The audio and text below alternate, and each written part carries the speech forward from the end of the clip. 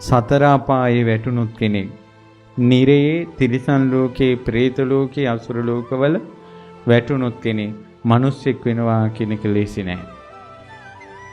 එතකොට ඔබ අප කවුරුත් දැන් මිනිස්සෙක් වෙලා ඉපදුන උප්පත්තිය අතිශයින් දුර්ලභයි. සමහර වෙලාවට ඔබ දැන් මිනිස්සෙක් වෙලා ඉපදිලා ඉන්නවා ඇත්තේ අවුරුදු කෝටි ගානකට පස්සේ. අවුරුදු කෝටි ගානකට පස්සේ සමහරට මේ මනුස්ස උප්පත්තියක් ලැබිලා තියෙනවා. මේ මිනිස්සෙක් වෙච්ච වෙලාවේ මෙහෙම මනුස්ස උප්පත්තියක් ලබා ගන්න මිනිසු හොඳ දේවලුත් කරනවා නරක දේවලුත් කරනවා. අවුරුදු කෝටි ප්‍රකෝටි ගානකින් පස්සේ මනුස්ස ලෝකෙට ඇවිල්ලා මෙහි ඇවිල්ලා මිනිස්සු ඉරිසියාවෙන් ඉන්නවා.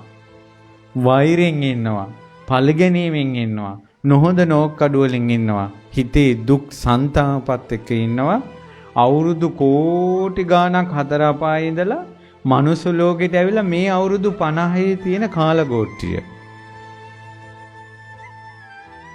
ආය අවුරුදු කෝටි ගාණකට හතර අපායේ වැටෙන්න පව් කන්දරාවක් රැස් කර ගන්නවා. ආවේ කෝටි ගාණකට පස්සේ මනුස්ස ලෝකෙට ඇවිල්ලා ආය කෝටි ගාණකට විඳවන්න පොදියක් හදා ගන්නවා.